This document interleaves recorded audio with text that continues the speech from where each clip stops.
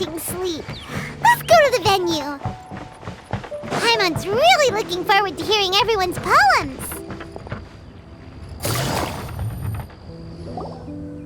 Huh? Looks like we're a few people short today. Morning, friends. Singcho said he wants to take some time and focus on writing poems, so he'll join us later. Noelle has other duties today, so she asked me to tell everyone not to wait up for her. Oh, okay. Well, never mind. What about Callirhoe, though? She said she'd be here. I got here really early, but I haven't seen her yet. Are you talking about the girl with the blue hair? I saw her on the bridge near Dihua Marsh during my morning training. She looked a little upset, so I didn't want to disturb her. Upset? Oh no! What should we do? Was it something we said last night? Oh, Paimon's worried. I agree. If she's run into some kind of trouble, I'd like to help her. Huh? You're all going? Then I'm coming too. Shall we start with the bridge? We're all here a little early, so there should be time. Good idea. We'll be back in a jiffy.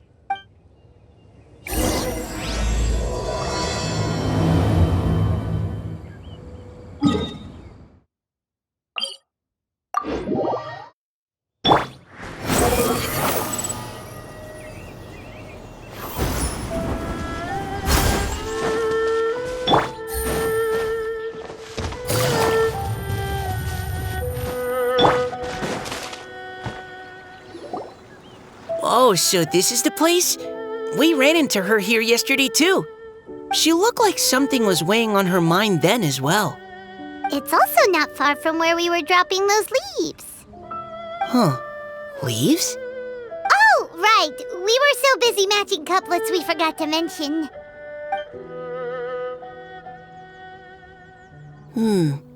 Interesting. I wonder, could Miss Callirhoe have been the one who wrote that poem on the leaf? What makes you say that? Oh, sorry. Nothing. Well, nothing concrete. Just a hunch, I guess. It's just, that poem on the leaf kinda gave me the same feeling as when I saw her yesterday. So much sadness. Now that you mention it, this is upstream from where we found the poem. Huh? Hey, look! Over there! Another leaf! Wow, you're right! And this one has writing on it too! After that leaf!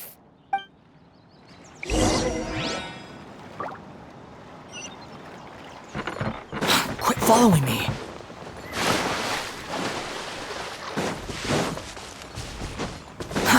Too slow.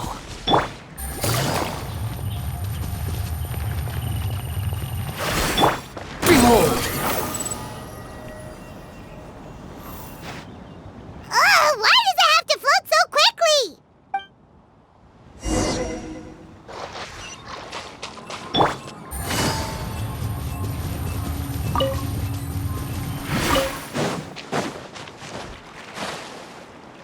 Can't you just fly over and grab it?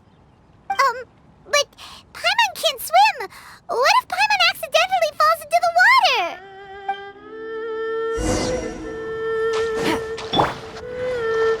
Squall and Fury!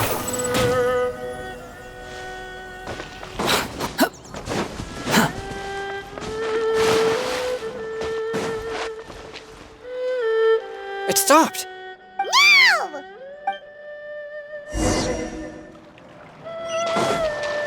Behold!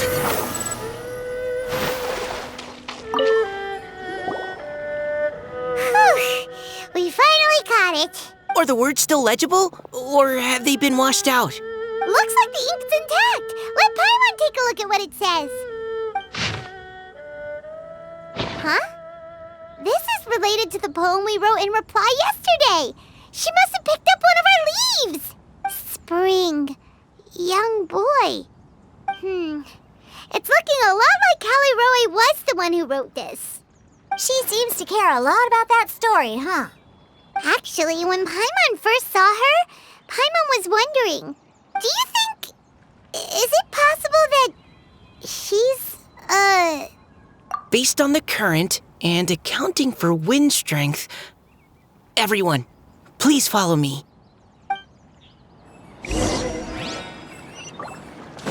following me.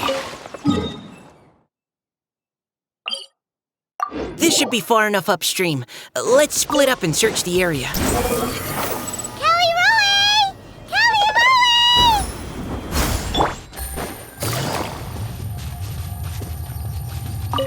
Ah! She's surrounded by hilly turtles! Let's go save her! Squall Fury! Hey! Busted. Game's up. Time's up.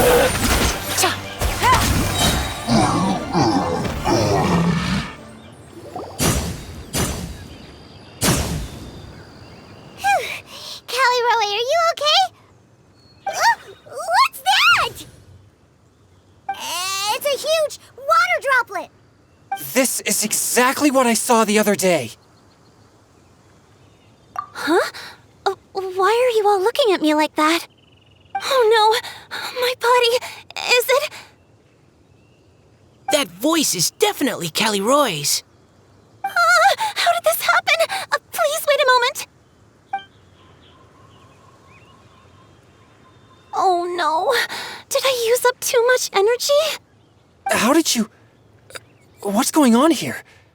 Miss Callirhoe, are you some kind of adeptus? No, I'm so sorry for deceiving you all for so long. Actually, I'm an Oceanid who flowed here from Fontaine long ago. What's an Oceanid? Ah, the Grandmaster has mentioned them before. The Oceanids were the familiars of the former Hydro Archon. They all fled Fontaine after the Archon died and settled across the world. That's correct. Though, to tell you the truth, I can't even completely recall how I found myself here. I have a vague impression of my ancestral home, but I can't recall clearly anything I saw on my journey. All I know is that by the time I arrived in Mondstadt, I had lost most of my power and couldn't even sustain a physical form. Eventually, I settled in a place called Springvale, where I slowly began to regain my power. Springvale is a serene and beautiful place. The water that flows through there is clear and pure, just like the hearts of the people who dwell there. So you're the Spring Fairy of Springvale? Yes, Diona, and I remember you too, you know.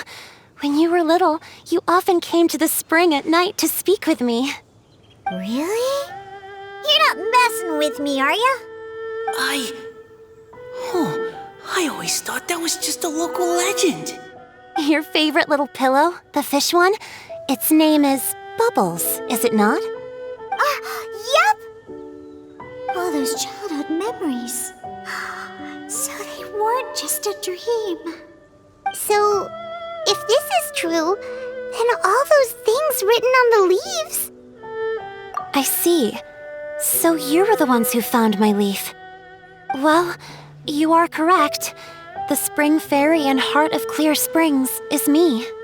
No wonder you were asking us so many questions about it. So, the boy from the story... is Finch. I always loved listening to people's dreams, and still do to this day. Whether they're beautiful, sad, or filled with emotions I couldn't understand at the time. One night, a little boy came to the spring. The tears that fell from his face were more fragile than a moonbeam and purer than the morning dew. I like humans and wanted to understand them better. I also wanted to make sense of the feelings contained in his tears that were, then, a mystery to me. Yes, we often met under the stars, sharing our stories with one another. Sometimes, we'd stay up all night and see who would hear the first bird chirping from the boughs, or the first cicada of summer. Aw, that sounds lovely. But one day, just like the book says, I saw an emotion in Finch's eyes that I couldn't reciprocate. I felt out of my depth, in uncharted waters. But I knew all too well that we Lockfolk face a very different fate from that of humans. Whatever was happening, I didn't want it to lead to Finch writing a chapter of his life that he would later come to regret.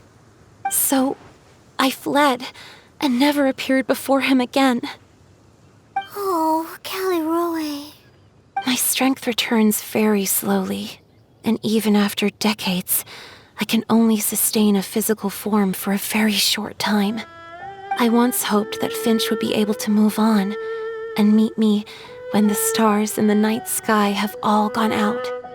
But after seeing so many people's stories and hearing about all their dreams, I have gradually come to understand Finch's heart. This feeling of wanting to respond to his feelings is surging relentlessly in my chest, and I can no longer restrain it. But I'm also scared. Scared that if I go and see him now, I'll bring nothing but disappointment and even more pain when it comes time to part. Oh. It really is a difficult choice. Please go see him. Huh? I know Grandpa Finch, and he's a really kind person. When I was struggling to learn how to draw maps, he was always encouraging me, telling me not to give up, always keep trying, and get out there and have some adventures. He often tells me stories about his past, but I've never once seen a look of regret or sadness in his face.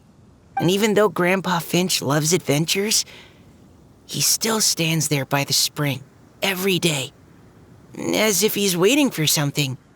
I believe that he's serious about his feelings for you, Miss Callirhoe.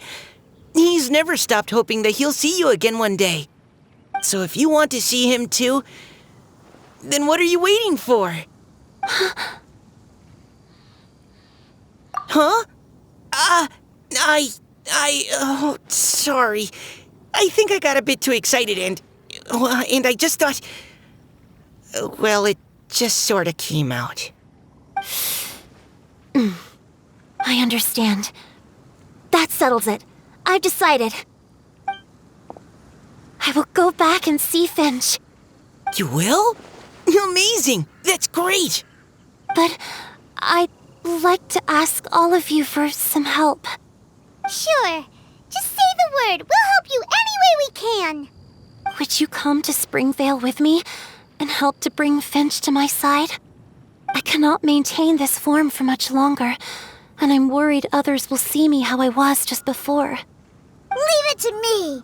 I'm really close with Grandpa Finch. Also, please keep Finch's in my secret. I wouldn't want Springvale's tranquil waters to become agitated on account of all this. Your secret is safe with me. I won't tell anyone. That's a promise. Great. I can't thank you all enough. What's wrong? Are you gonna turn back into a water droplet? No, I'm sorry. It's just that my mind's racing. As much as I want to talk to him again, I'm still worried that I won't have the words when the time comes. A poem?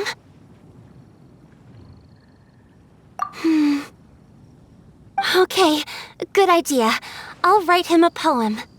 And it will be called Heart of Clear Springs.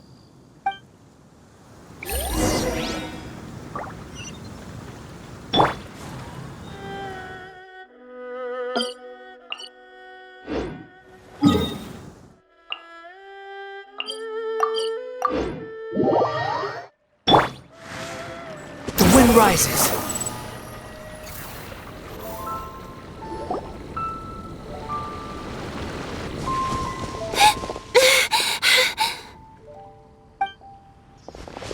Are you okay? It's nothing. I'm just scared that I won't be able to maintain this form much longer. Okay, don't panic. Wait here, Callirhoe. I'll go fetch Grandpa Finch. Take it slow, Diona. Finch isn't a young man anymore. He's not as steady on his feet. I can still hold on a bit longer. Okay, stay strong. You can do it.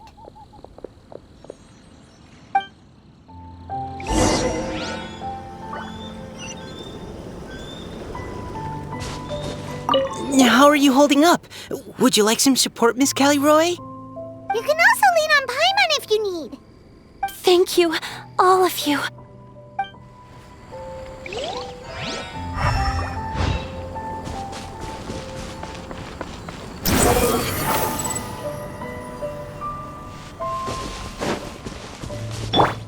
Everyone hold hands. Behold!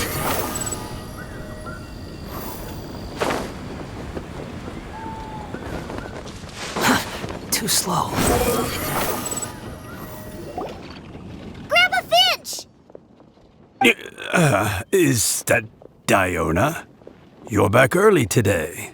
Today's your special day, Grandpa Finch. Can you come with me? Oh? Well, where are we going? Over there, to the waterfall. Did you catch a nice little fishy? Just come with me already. This is extremely important. But I promised your father that I'd go to Grandpa Finch! All right. All right. No need to get worked up. I'm right behind you. That's more like it. Now come on, I'll help you. Draft's daughter is just like him when she's on a mission.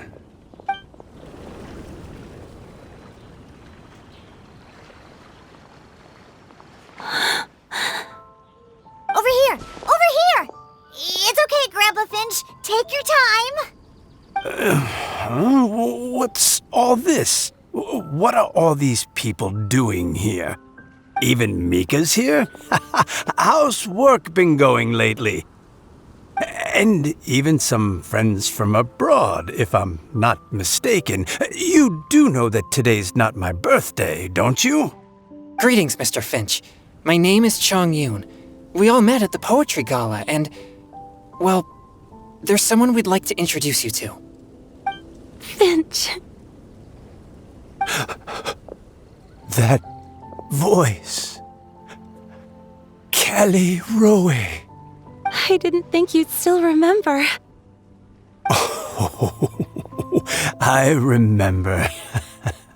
I remember all right. How could I ever forget? Although your appearance is different than I recall. Back then, you looked like you'd stepped right out of a fairy tale. But I'm one to talk. Of course, a fairy from a fairy tale can change forms.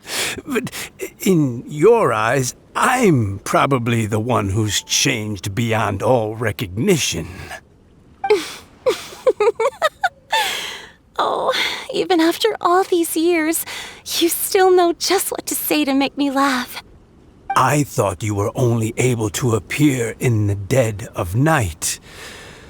There have been times when I've wondered whether it really was all a dream. I'm sorry I kept you waiting for so long, Finch.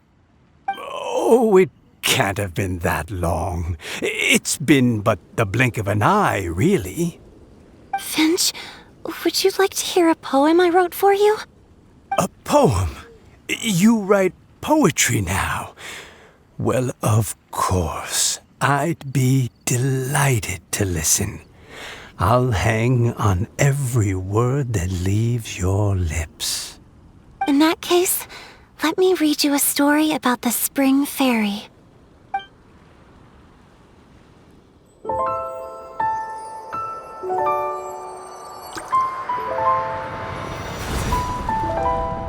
Far from my native land I roamed.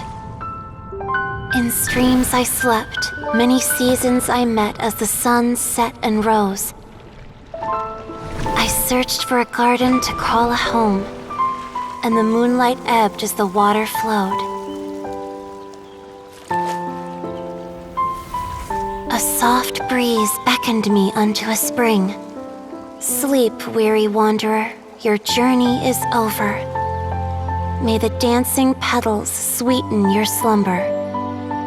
At dawn, I hummed the melody of a distant stream, and the songs in the night serenaded my dreams.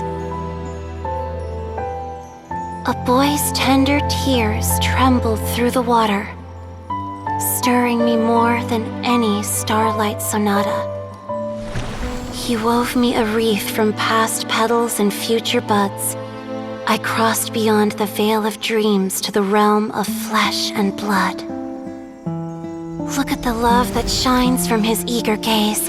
Answer the call of his heart, lest this moment go to waste. The kittens and fireflies invited my heartstrings to sing, but I was a stranger to the melody of mankind, and knew not how this tune should begin. As the river of dreams trickled into the ocean blue, every time a crystal fly flapped its wings, older it seemed he grew. But I learned to fathom human ways each stumbling step I took, and clouds of confusion became crystal clear in the vulnerable verse I wrote. As seed yearns for soil and trees for the sun, a once foreign melody inside my heart sung, and it cried out your name on every string it could strum. Now I give my dream to you. May it be in your slumber a sweet spring to quench your thirst. Now, I hand my heart to you, praying my belated promise might meet, still with your trust.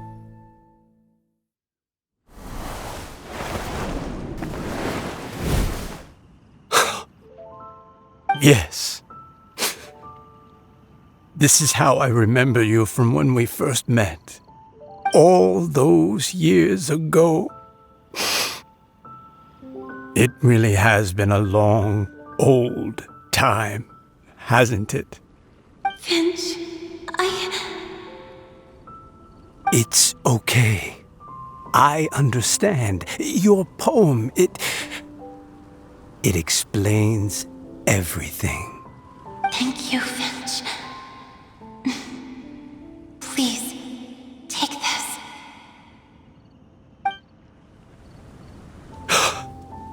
It's so beautiful. This is a droplet of water condensed from my own power. Finch, I don't have a physical form like humans, and I can't stay by your side. I don't know how long it'll be before I can change back into human form again. But as long as this droplet remains with you, our hearts will always be connected, no matter the distance between us. I will always be one with the spring. From this day onwards, if you call me, I will meet you in your dreams. Oh, it's so romantic. You've really learned a lot, haven't you? And you don't even mind that the kids are watching. Does it bother you? How could it possibly? This is the happiest moment of my life. I just worry that once I go to sleep, I won't ever want to wake up again. Huh? Don't say that. I'm only joking. It seems that you still have much to learn. Is that right? Grandpa Finch and Callirhoe look so happy. Oh, what a perfect moment. Diona, thank you for fetching Finch for me. I've never forgotten you either. I used to chat with you a lot. Wasn't it ever annoying? Of course not. You are one of the truest friends I have in the entire world. That's why I gave you your gift, so that a part of me could always be with you. Huh? Wait. So is Diona's ability to mix delicious drinks from disgusting ingredients a blessing from this water spirit? And if so, is it also possible that my pure yang spirit is a gift from some being? My physical form is about to disappear. Finch, Yes? I've never regretted meeting you or deciding to talk to you that night. Not once. All these long years. Not for a single moment. It probably goes without saying, but neither have I. Although it was different from in the stories. That fateful night, I never gave you that kiss. This gift that represents my promise and my love, I give it to you now.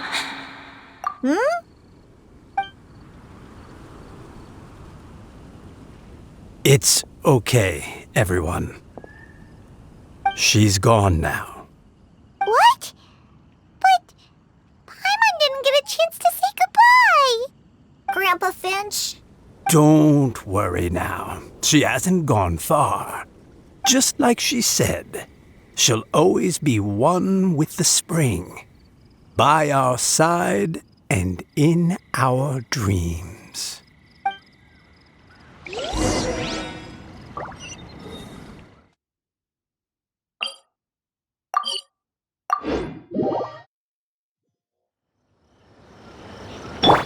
Squall Fury!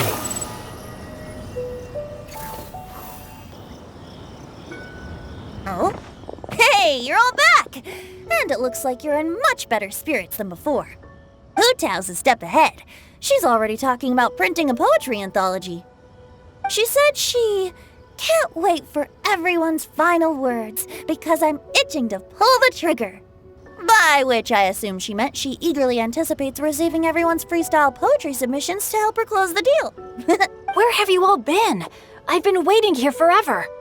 Perhaps they lacked sufficient inspiration and wished to have an emergency communion with nature. And with any luck, I'll bet they heard some fine poetry along the way. Code Death Bard! Does this mean that right from the start you... right from the start, you said you would treat us to a nice meal! Huh? Did I? Very well. Since the Traveler agrees, then it looks like I can't escape this time. Diona, dear Diona, could I trouble you to fix us a couple of your delicious beverages? You wish. All right. Well, normally I'd never agree, but since I happen to be in a good mood today... Huh? So, just what have you guys been up to all this time? Why does it feel like there are some unspoken words hanging in the air here that everyone is privy to but myself? Really? Must be the breeze. You're reading way too much into it. Yeah, that's right. We're just, taking a walk. Inspiration walk, since it worked so well last time. So even Mika's in on it? Chongyun, how about you tell me what happened on the sly? I've just remembered that I heard about a haunted house recently that you'll definitely want to check out. I'm willing to bet that even your pure yang spirit won't be able to scare off these demons. I appreciate the gesture, but no thanks. Not this time. And I'm starting to think that maybe this pure yang spirit isn't such a bad thing after all. Huh? What the? What's gotten into you? Okay, that confirms it. I call shenanigans. Something big definitely went down here.